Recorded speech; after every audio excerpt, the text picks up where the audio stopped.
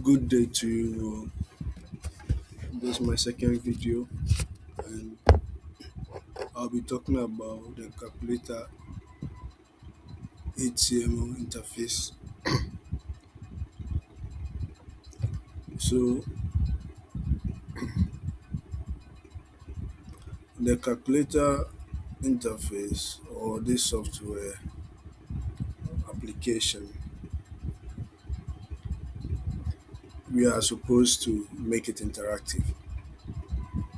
So, there should be an inclusion of a script, a JavaScript, into our HTML and CSS codes.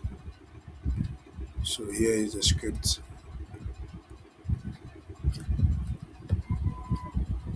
Here is the script.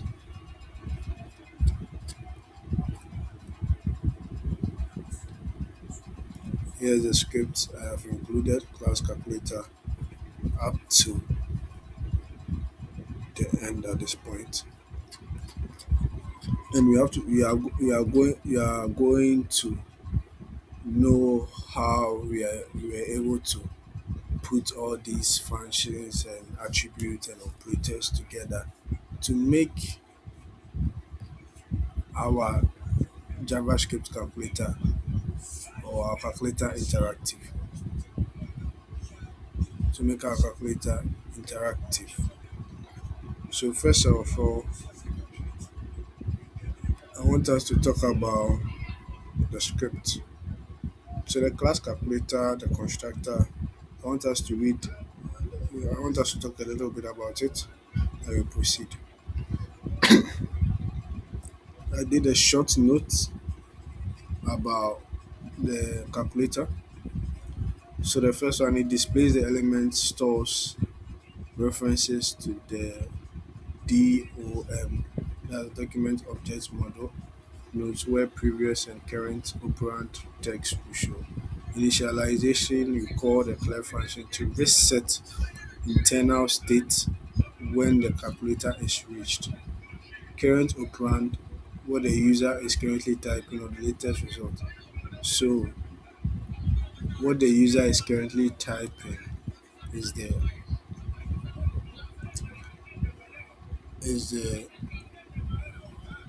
current operand, and the previous operand is what he has entered before choosing an operation. An operation is plus, minus, multiplication, and division, or undefined when none is active. So the C, that's a clear entry. Why is only the current input without touching previous operand or operation?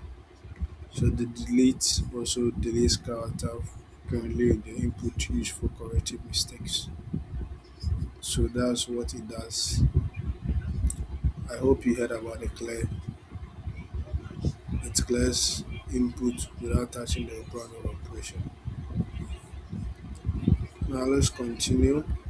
I talked about the clear entry that it wipes out it wipes out only the current input without touching the previous operand.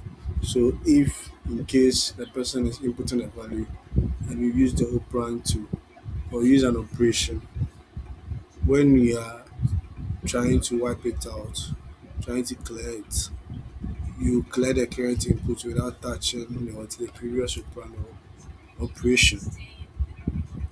So the decimal guard prevents multiple dots in the current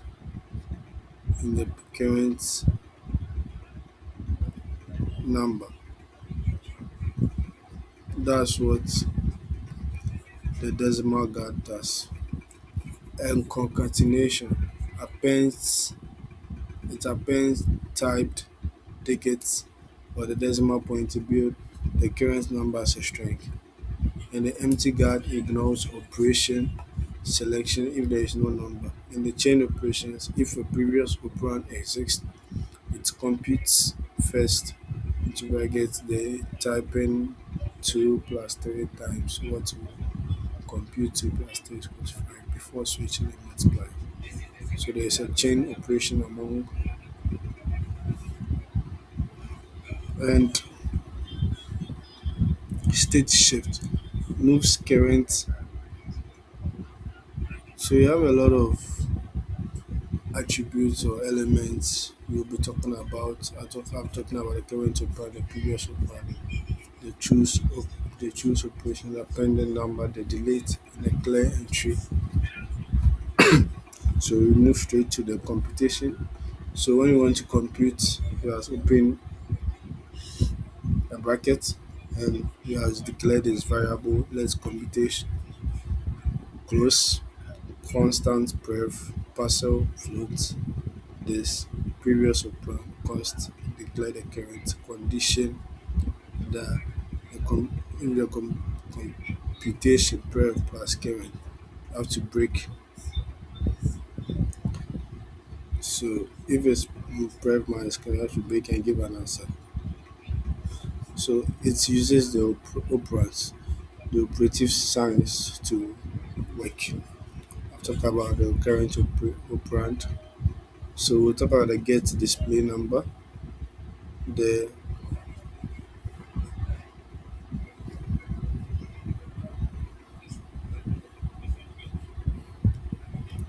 the get display number helps you to display your figures or your string within the formata. But the best advisable thing is to display your strings that's in an integer form. And there are conditions for it that if the number is maximum or lesser, it will be able to multiply and the value will be brought out. So update display.